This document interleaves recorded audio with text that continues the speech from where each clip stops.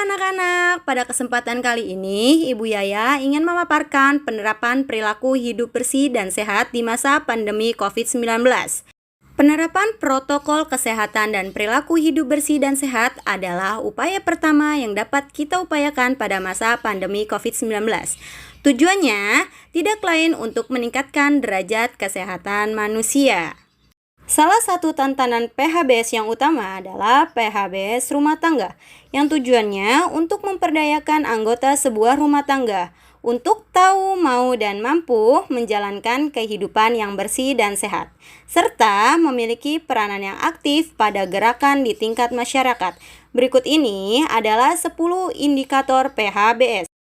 Yang pertama, ada persalinan yang ditolong oleh tenaga kesehatan, baik itu dokter, bidan, ataupun tenaga medis yang memiliki standar dalam menggunakan peralatan yang bersih, steril, dan langkah tersebut untuk pencegahan infeksi dan bahaya lain yang beresiko bagi keselamatan ibu dan bayi yang dilahirkan. Yang kedua yaitu pemberian ASI eksklusif. Kesadaran mengenai pentingnya ASI bagi anak usia 0-6 bulan menjadi bagian penting dari indikator keberhasilan praktek PHBS pada tingkat rumah tangga. Yang ketiga itu menimbang bayi dan balita secara berkala. Praktek ini dapat memudahkan pemantauan pertumbuhan bayi yang dapat dilakukan di posyandu sejak bayi berusia 1 bulan hingga 5 tahun. Penimbangan secara teratur dapat memudahkan deteksi dini kasus gizi buruk. Indikator keempat yaitu cuci tangan dengan sabun dan air yang bersih. Praktek ini merupakan langkah yang berkaitan dengan kebersihan diri, sekaligus langkah pencegahan penularan berbagai jenis penyakit. Karena tangan yang sudah bersih dan bebas dari kuman, hal ini dapat menjadi kunci untuk membunuh, merusak, dan mematikan virus yang mencemari tangan kita. Terdapat 6 langkah cuci tangan yang dapat dilakukan selama 60 detik. Yang pertama, gosokkan kedua telapak tangan serta punggung tangan kalian.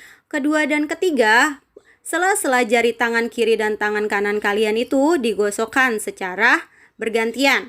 Keempat, jari-jari sisi dalam dari kedua tangan saling mengunci serta saling digosokkan. Kelima dan keenam, gosok ibu jari kiri berputar dalam genggaman tangan dan lakukan sebaliknya. Indikator kelima yaitu menggunakan air bersih. Air bersih merupakan kebutuhan dasar untuk menjalani hidup sehat. Indikator keenam yaitu menggunakan jamban sehat atau kamar mandi kalian. Indikator ketujuh yaitu memberantas jentik nyamuk dengan langkah 3M. Yang pertama, menguras tempat-tempat penampungan air, kedua menutup tempat-tempat dan penampungan air, dan yang ketiga mendaur ulang dan menyingkirkan barang-barang bekas yang ada di sekitarnya. Indikator ke-8 yaitu konsumsi buah dan sayur. Hayo di sini siapa ya yang gak suka buah dan sayur? Buah dan sayur mempunyai kecukupan zat gizi, terutama vitamin dan mineral yang sangat diperlukan dalam mempertahankan sistem kekebalan tubuh yang optimal. Vitamin dan mineral yang terkandung dalam sayuran dan buah-buahan berperan sebagai antioksidan atau penangkal senyawa jahat dalam tubuh dan membantu meningkatkan imunitas tubuh.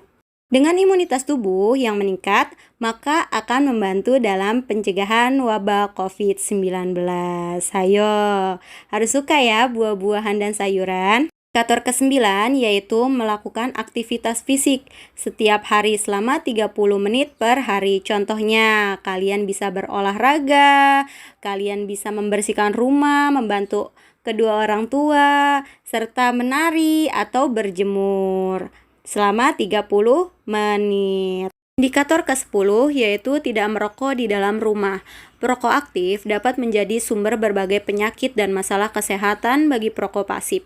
Berhenti merokok atau setidaknya tidak merokok di dalam rumah dapat menghindarkan keluarga dari berbagai masalah kesehatan. Sering menghirup asap rokok dapat meningkatkan resiko terkena kanker paru-paru sebanyak 20-30%. Selain itu, perokok pasif juga lebih berisiko mengalami berbagai penyakit, seperti contohnya serangan jantung dan stroke.